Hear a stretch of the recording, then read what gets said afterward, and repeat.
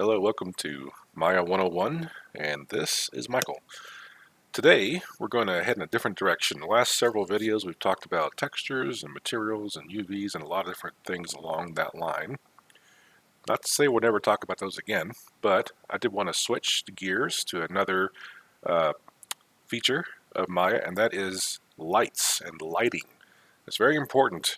You can create, fabulous 3D environments and models and textures and shaders and scenes and all these different things, but then if you don't have any lights and you hit render, it's just going to be black and nobody will see anything. So lights are very important.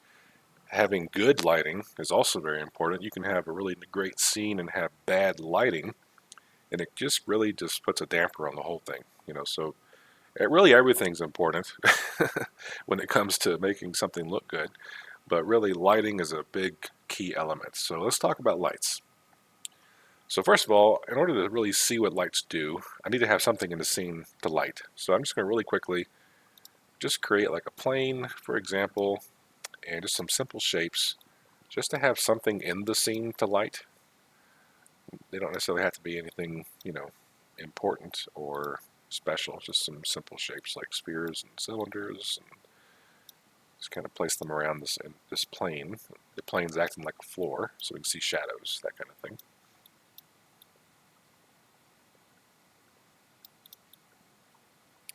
Okay, some of them are going through the plane, but that's okay.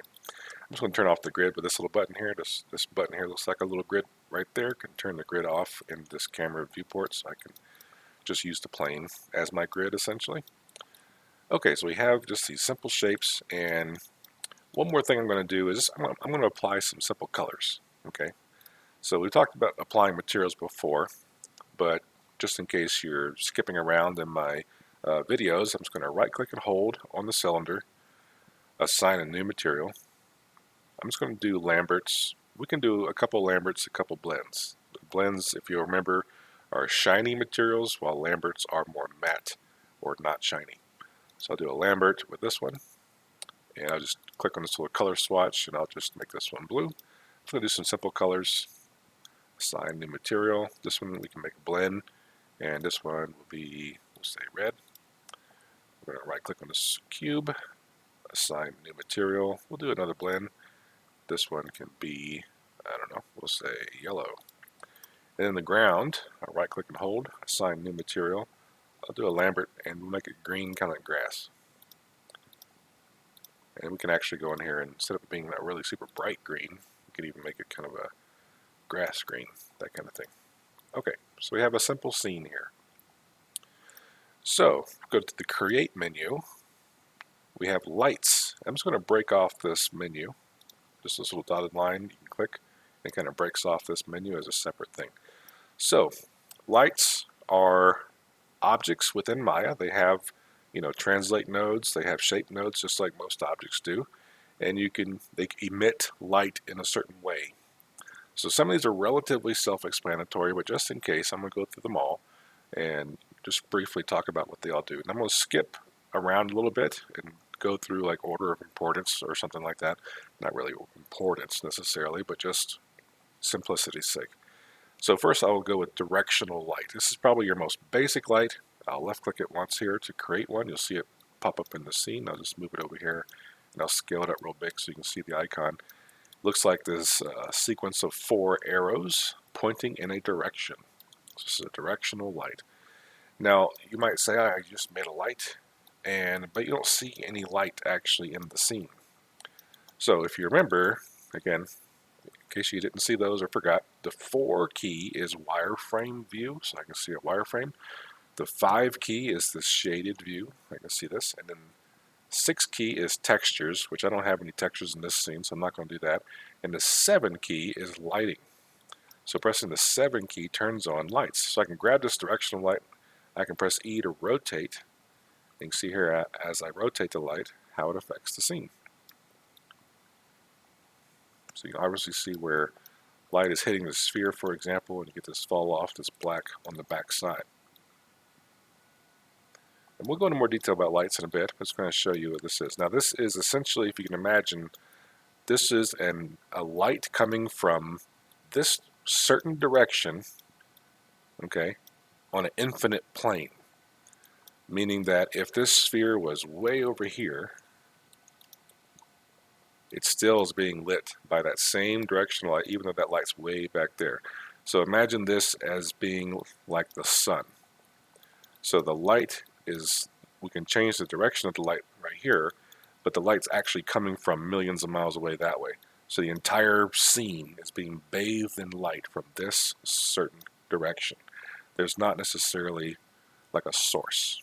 It's not like a light bulb where light's coming from a point in space. It's coming from a direction and infinitely in that direction. That's what that means. So the directional light, as you can imagine, is really good to be used for sunlight because it does bathe the scene in light very much like the sun does. So I have the light selected. You can see here, this is the attribute editor as opposed to the channel box. And in the attribute editor, you can change things like the color. You can color your lights. They don't have to be white. So for example, a sunlight is typically, maybe kind of a yellowish light. And again, it's going to be a little bit subtle, but that's okay. Or you can even go, this is going to be a pink light, And it changes how the lighting interacts with the scene, depending on the colors and such. Like this, because this is a green color, and if I change this to kind of a purplish light, it shows up like this. If I make this ground instead, if I make it white, so here again, the ground is white. You can see it right there, but because I have a purple light, or a pink light, hot pink light, the ground is showing up as hot pink because it's being lit by this light with that color. Does that make sense? Hopefully it does. I'm going to undo a little bit, go back here. All right, so that's a directional light. You have things like intensity. So color intensity is how bright the light is. See it like this. And we have some other things like shadows. We'll talk about shadows in a bit and other settings down here as well. But we're going to stick with the basics for now, just to start with. Color and intensity are your primary settings for this directional light. Now each directional light will be a little bit different as far as what settings it has, but I wanted to start with the directional because it is a little bit simple. Color, intensity are the main two things. All right, I'm going to delete that light for now. So you can see the scene goes black because again I have the 7 key turned on, that lighting mode turned on. You can tell with this little light bulb icon here. This is that lighting mode turned on and off like there. Right here. So directional. So then we have point light. So a point light, as you can see as I move it around, this one has an obvious point of light coming from this position in space. Okay, so imagine it like a light bulb or a candle. Okay, another way of thinking about it. It's this point in space and light is being emitted in all directions, okay, from this point. So I bring it up here and I move it around. You can see the light position changes. However, if this sphere were to move way over here, for example, and move it around, you can see the light is still hitting it even way back here, but it's changing based on the direction where this point light is. It's not an infinite direction like the directional light was. Now you might be thinking, well, in real life, light from a candle doesn't necessarily reach that far away. So here we have color and intensity like before, but now we have another option here called decay rate. And by default, the decay rate is set to no decay, meaning that the light does not peter off. It does not decay over distance from the point. So if you do want the light to behave more realistically, we'll say, so that the light does not just infinitely affect everything, you can change this decay rate. So we have 3 different options here. We have linear, and you see that drastically changes the brightness of the scene because that decay rate is changing. You see as I get closer to the ground, you can see a little bit of that light source appearing and getting faded as I get further away, right? Now, in order to counteract that, you might be thinking, well, I want the scene to be lit. I just don't want it to be lit infinitely. So how do I change this? This is where your intensity comes in. So the brighter the intensity, the more light gets emitted, okay? And so that decay rate, gets brighter. So increasing your intensity with a decay rate will give you a more realistic result as far as how the light reacts in the scene. So that as the sphere or whatever gets further and further away, it gets darker and darker. Now, 3 different decay rates First one being linear, the second one being quadratic. Okay, and I will say that as far as how light behaves in the real world, the quadratic decay rate is considered the most realistic. So this is how light actually behaves. The other ones, it's all based on math. That's where these terms come from. Linear, quadratic, and then cubic is the last one. And each one kind of decays faster and faster and faster. So the first one decays slowly, but it does decay over distance. The middle one, quadratic, decays quicker than that. Like the drop off is much more drastic, but again, much more realistic, okay, based on the value of the intensity and so on. And then cubic drops off even faster. So with the cubic, you have to really pump up the intensity. You might be thinking, well, I'm all the way up. I can't see anything. You can type in a number here. You don't have to cap it off at 10. You can say like 30, for example, and you can get it to go even brighter, or like 100. See that? So this is with a cubic decay rate. You need really, really high intensities in order to really see that light. Again, like I said, quadratic is the most realistic. So I would probably stick with that usually most of the time. It really, how lighting works though, it's based on the scene. So whatever scene you're working in, if you you can't get the value just right, unless you put it to cubic, then do it. Go for it. The only thing that really matters, in my opinion, okay, is that your scene is lit well. So whatever that means for you, for it to be lit well, then you do that. You can see here with a really high intensity, I set this back to linear, it gets super bright. And if I go no decay, boom, it's like blaring out to white. It's so bright. So decay rate is very important. Again, quadratic would be considered the most realistic. And then you can fine tune your intensity levels beyond the 10. 10 is not the maximum. That's just how far the slider goes by default. And then don't forget color too. You can change this color to be like, I don't know, bluish color, something like this. And a lot of this, I will say, is this is our real-time display here. This is in this window. What you would actually do to see how lights really look, and we'll talk about this more later, is render your scene. You may have heard of that rendering term before. If you ever seen like any kind of behind the scenes for Pixar movies or whatever, Disney movies, they have to render their scenes to make the scene actually look the way it's going to look. This is our preview, this lighting that we're seeing here. So in order to see what it's going to actually look like and get a more realistic look of what it's going to be, we'll have to render it. And we'll have a video going over rendering soon. But we're talking about lights first though. So anyway, point light is our first introduction to a light that can decay. So this is that decay rate there. Again, quadratic being the most realistic. All right, so let's move on. I'll delete that one. So directional, point, then we have spotlight. Now spotlight you might be familiar with as far as hearing about spotlights. You can kind of see as I move this light around, we get this cone of effect, and it's based on the angle of the cone. You see this the icon here. I can scale it up. Scaling up the light, by the way, does not change, the effect of the light on the scene. It just increases the size of the icon that we're looking at here. So keep that in mind. So the spotlight, you can see here as I move it around, we can change from where this is pointing, and we get a much more interactive look at how the light changes. And the spotlight obviously is used in like stage productions and things like this. And if you ever have a light that has an obvious direction, like you think of like a street light where the light is in like this cone shape and pointing down, you might have, oops, I actually duplicated my light. You may have a street light in your scene kind of pointing down like this, for example, being above your subjects, something like this. Now you might be thinking again, okay, well how do I affect this if a scale doesn't make the light any bigger? So that's where we go to our settings again. So again, color, intensity, we have decay rate again. Those are all the same, but now we have some other options. Again, we're getting more and more complicated or complex as we move through this light list. That's why I started with directional and moved from there. So cone angle changes the width of that cone. So cone angle is the size of the spotlight itself. Then we have penumbra angle. So I look really close at the edge of the light. You can see here it's very, very crisp and sharp. If I increase the penumbra angle this way, the light kind of bleeds softly outside of that circle.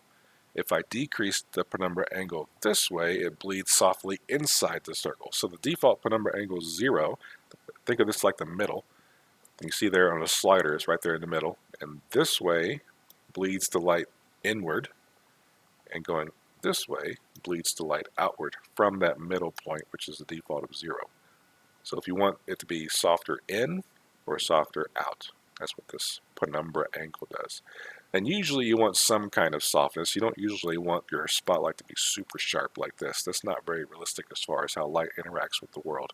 So having a little bit of penumbra gives you that soft edge. And then you have drop off, and this is talking about how bright the light is from the center of the light.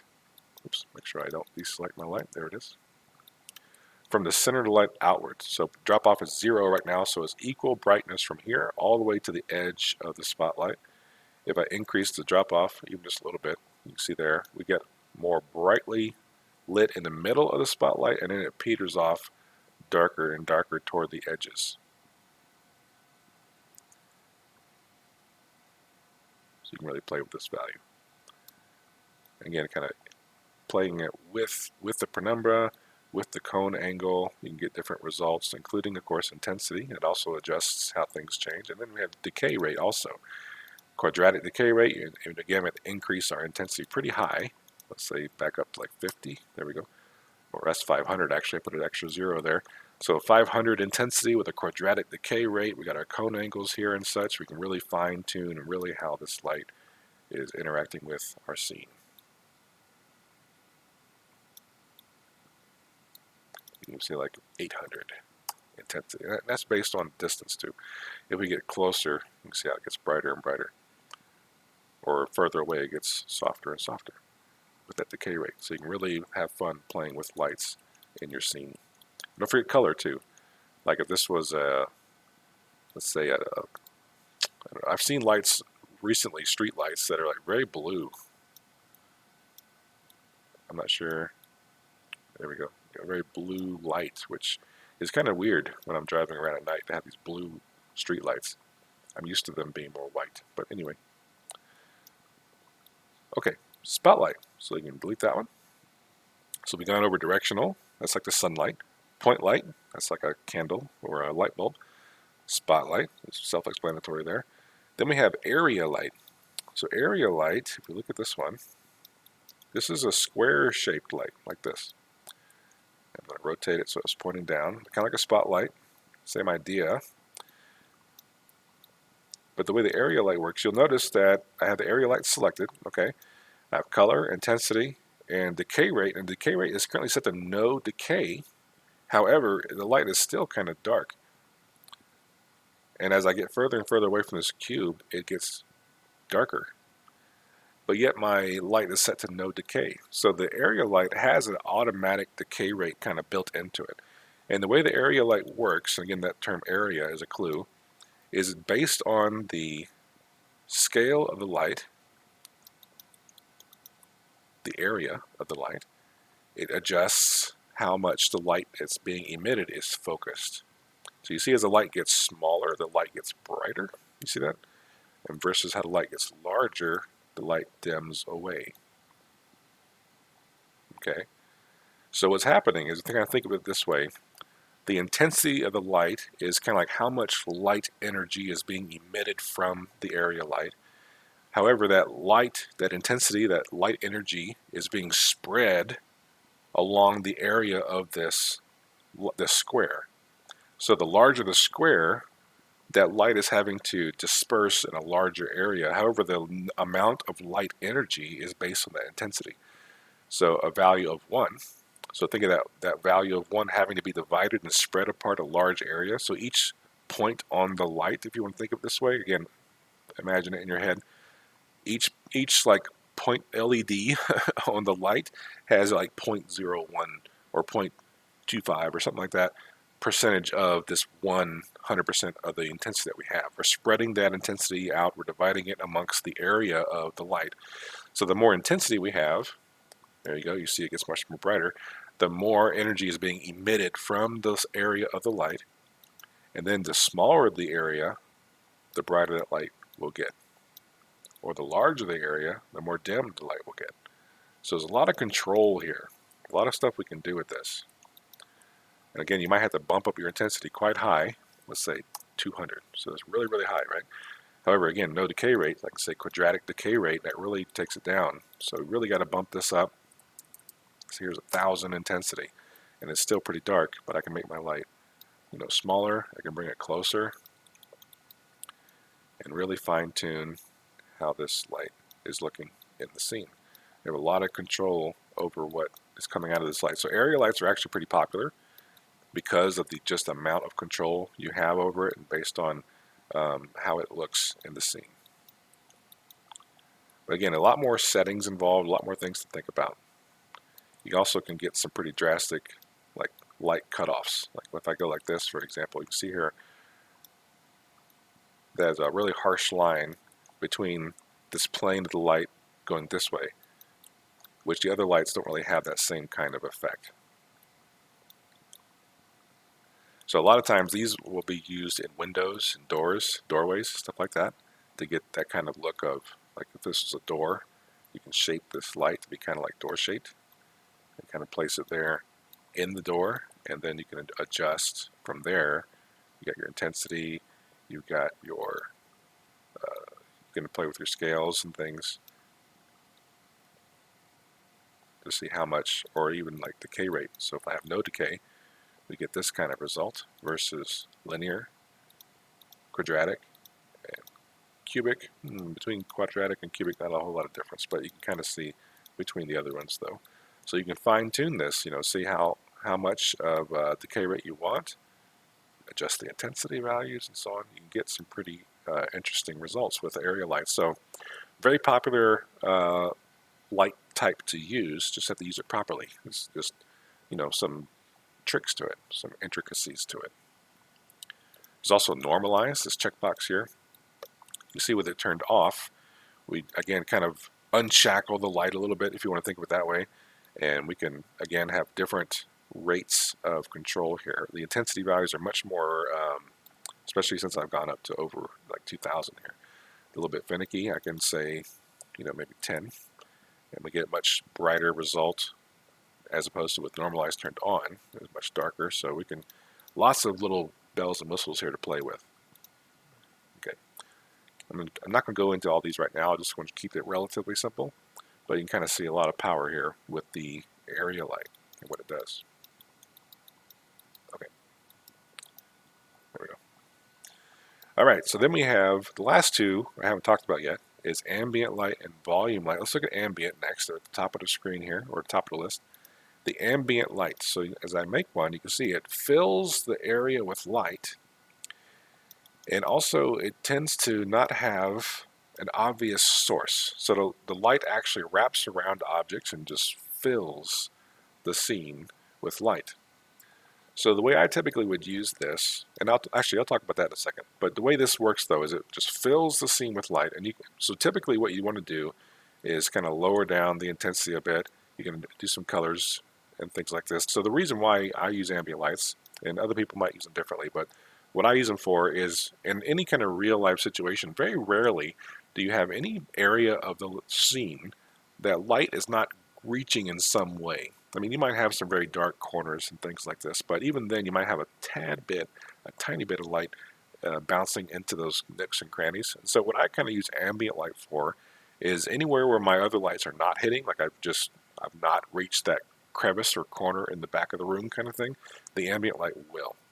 It'll kind of give a little bit of a light in there. But as you can see though, there's no obvious source to the ambient light. It just fills the scene.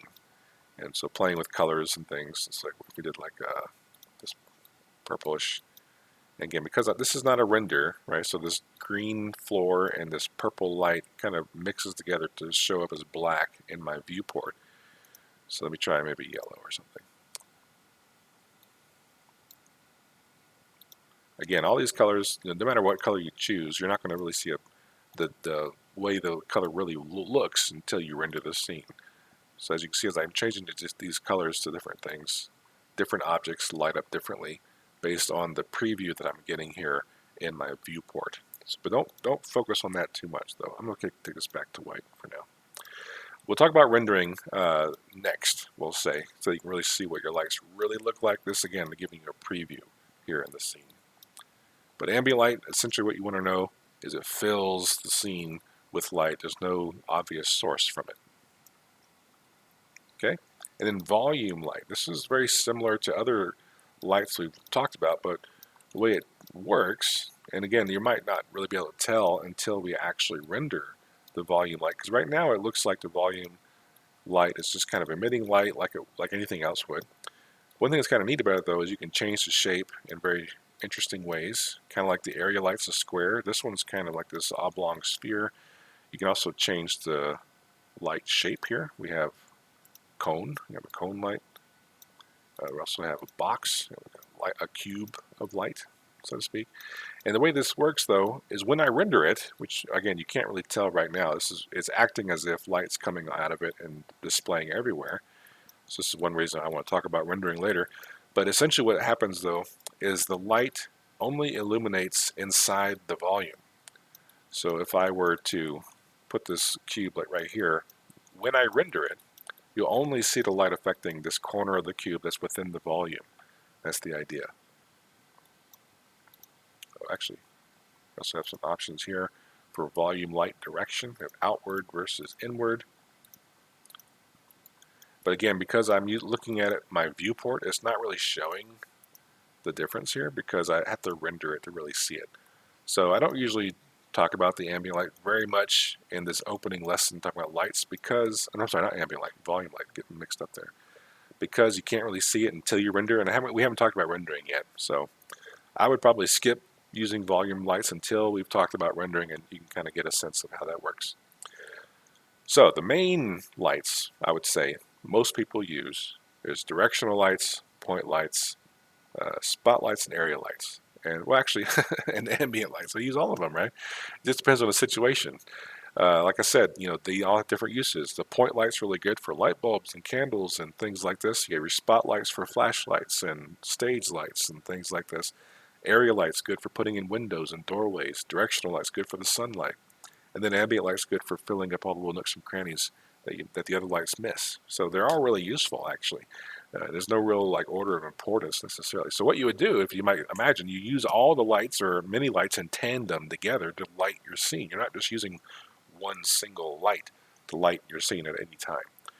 So to give us a little bit of an example of this, I'm going to create a directional light. And I'm going to go through what's essentially considered 3-point lighting. It's like a lighting style or a very basic standard method of lighting a scene. Now it uses 3 lights, but you're not limited to that.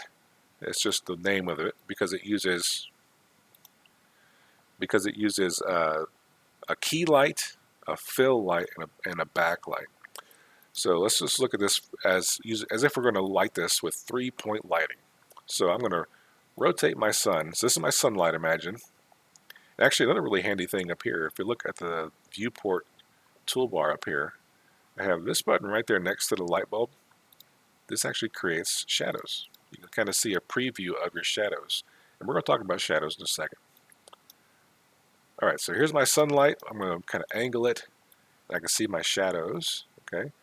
And if you know anything about the sun, the sun's overhead, that's kind of signifying a kind of a noonday time of day, versus if the angle of the sun is low on the horizon, that's kind of giving you a morning or an evening vibe, because again, the sun sets right on the horizon line. The sun's up here, it's more middle of the day or afternoon type thing. Again, depending on where you are in the world, that might look different for you. So let's say I do something like this. I'm going to move this light over here. And so I'm going to increase the intensity up to say 2. And I'll change the color to be kind of a bit of a yellow. Again, not like bright yellow, but like a middle saturation or low saturation yellow color. So that's going to be my key light. So I'm going to name this light. I'm going to double click it here in the outliner, and I'll call this my key light. So this is my main light source in my scene. Okay. So now we can do like a fill light, because as you can see behind these objects, it's just black, right? That light's not really showing up. So I can either grab my directional light and duplicate it and make a new one and change the settings, or I can make a new one from the menu. So let's say another directional light. As I rotate this one around, you can see here, number one, we're getting another set of shadows, but you can see I'm lighting two different directions at once. You can kind of see it there on the sphere. So you definitely can have multiple lights in your scene. Now, usually, I don't want my fill light or backlights and things to necessarily cast shadows. So you can turn shadows off for certain lights. So for this light, for example, I go over here under Attribute Editor, under Shadows. There's lots of options for shadows, but down here there's Use Ray Trace Shadows. I'll turn it off, uncheck that box. So now this light is not casting shadows. So only this one is the one, that's my main shadow casting light. This one's not casting shadows. So then I can rotate this one. And this is going to be kind of like a fill light. Again, the angle that your camera is going to be looking is important, because if you're looking at it from the back, then that becomes your main angle, right? Because whatever angle you're looking at, you're seeing, that's the camera angle. That's the angle that you're going to render from and see your scene at. So you're going to think about the camera direction whenever you're lighting a scene. If you're lighting a scene for a video game, though, for example, and your character, the player might be walking anywhere, then you have to be more meticulous about your lights, make it look good from almost any direction. If you're lighting a scene for like a short film or an animation or something like that, then all that really matters is the lighting from the scene or the view of the camera. If it looks really weird from behind, that's not a big deal because you're not looking that way, right? Think of it that way.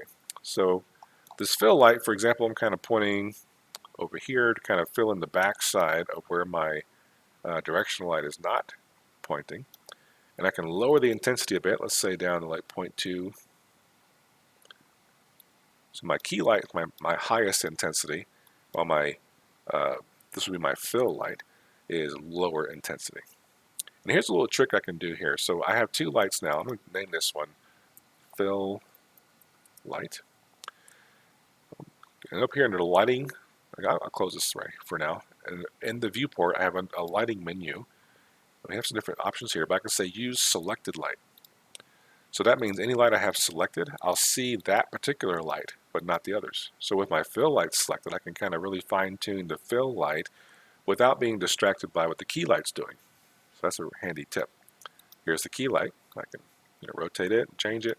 Here's the fill light. I can change it as well. And the fill light, what I like to think of is, let's say this is an outdoor scene. So the kind of a yellowish light from the sun. Then we have our blue sky. Let's say it's a nice clear blue sky day.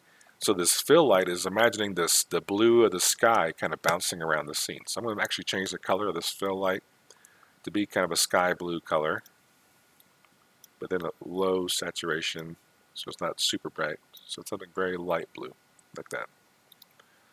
So now I can press the 7 key, and now I see both lights again in my scene. So again, that's my key light and my fill light. So then we have a backlight. So again, you can do this lots of different ways, by the way. I'm just showing you a very basic way of doing this. And again, I'm using this where we're looking now. I'm considering that my camera angle. So we're not going to like rotate behind it, because it won't look as good from that direction. We want to keep it from the angle that we're looking at. This is our main direction that we're looking at our scene. So we can see our building blocks or whatever this is. I'm going to grab my fill light. I'm just going to duplicate it, Control D, move it over here. Again, I can go back to that lighting menu and use selected light, so I can just see this one light. I'm going to have this light kind of pointing back at us from behind. I'm going to actually increase the intensity quite a bit. So something like this. Make the color white again. So I press the 7 key again. So now we have this, and I'm kind of looking around, and you can kind of see there on the sphere, it's kind of a bit of a rim light, depending on how you want to use it. So something like this. This is one way to use a kind of a rim light kind of effect. Go back to Use Selected Lights. You can kind of see here we're getting this a little bit of a rim on the back side of the sphere and so on. And we can adjust the intensity values a bit. So something like this. Another way to do this, though, is you could call this a bounce light. And I kind of like that better sometimes, because if I press the 7 key, the backside of these objects down here are relatively dark, especially down here on the bottom side of the sphere, because the fill light and key light are both kind of upward angled down. So instead of having this rim light, which is what this would be, kind of rimming a rim light for my objects, instead what I might do is make a bounce light coming up from the ground.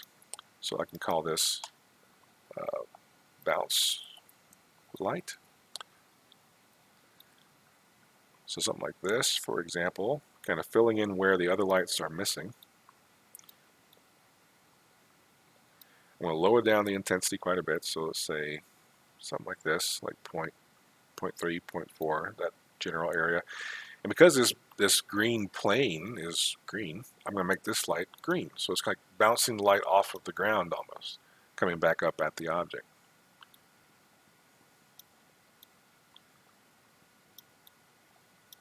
So I can go to lighting and use selected lights and see how this particular light is showing up in the scene. So we have our key light, our fill, and our bounce. And press the 7 key, you can see them all together. I kind of adjust these angles a bit. And because I duplicated the fill light, we're not getting shadows from this light either, because this one had shadows turned off, so this one also has shadows turned off, which is fine. And then, just to kind of fill in any gaps I might have missed, I'll go to Create Lights, Ambient Light, okay? And this one I'll go really low, like 0.2 maybe. And I might even give this one kind of a cool color. I don't mean like, well, that's super cool, but I mean like a cooler, kind of purplish, bluish color, just to fill in any gaps in the scene.